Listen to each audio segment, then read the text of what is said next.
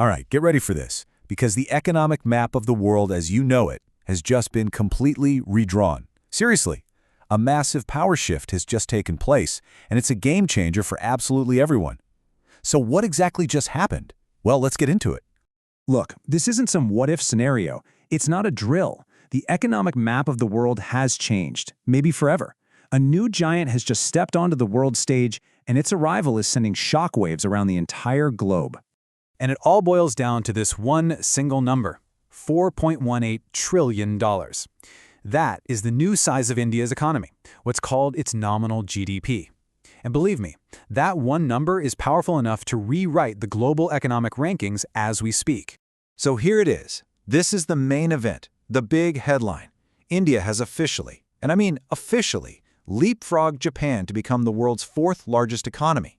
This isn't some future projection. This is the new reality right now. Just take a look at this. It lays it all out in black and white. You've got the US and China, way up there in a league of their own. Germany is holding on tight at number 3. But the real story, the seismic shift, is right there at number 4. India has just nudged Japan out of a spot it has held for decades. This is a truly historic changing of the guard.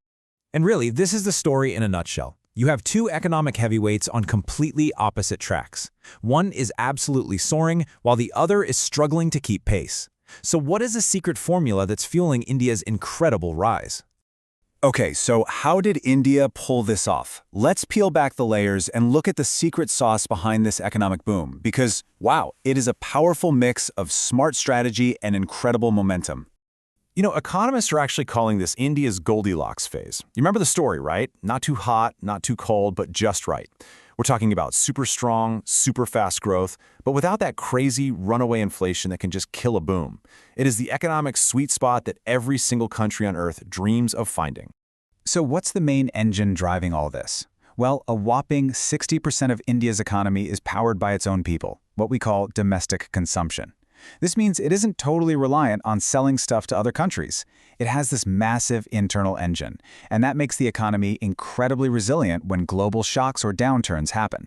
And the result of that incredibly powerful engine? A jaw-dropping 8.2% GDP growth. Let me be clear, that makes India the fastest-growing major economy in the entire world. And honestly, it's not even close. So what's the magic formula here? It really comes down to 3 key things. First, that powerful internal demand we were just talking about. Second, a massive investment boom. The government is spending big on infrastructure, which is pulling in tons of private money. And third, a full-blown manufacturing revolution. And hey, if you want the perfect example of that revolution, just look at electronics. Production has skyrocketed 6-fold in a little over a decade. That's made India the world's number 2 mobile phone maker. So with India's economy just firing on all cylinders, it really begs the question, what in the world is happening on the other side of this equation? All right, let's talk about the other side of this historic coin. Because to really get why India is rising so fast, we have to understand the powerful headwinds that are causing Japan to slip in the rankings. Just look at this. This chart tells you everything you need to know. While India's economy was surging by over 8%, Japan's actually shrank. This isn't just a small gap, folks. This is a massive chasm between two economies heading in completely opposite directions.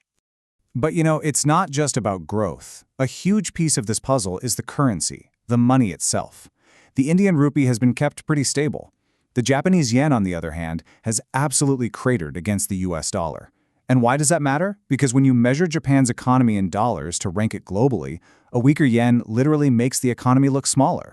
And honestly, that's just the tip of the iceberg. Japan is facing a perfect storm of long-term issues, a rapidly aging population, which means a shrinking workforce, weak demand for things at home, and a central bank that's basically backed into a corner, unable to fix one problem without making another one worse. So, India's number 4. Time to pop the champagne, right? Well, not so fast. The ambition here doesn't stop. They've already got their sights locked on the next big target. You see, taking the number 4 spot, well, it was just a stepping stone. The next prize in their sights is Germany for the number 3 spot globally, and the projections show that could happen as early as 2027. The ultimate goal? Hitting a $7.3 trillion economy by 2030. The momentum is just huge. And why is this so likely to happen? Well, because Germany is also facing its own major headwinds, things like high energy costs and sluggish demand, and its economy is barely growing at all.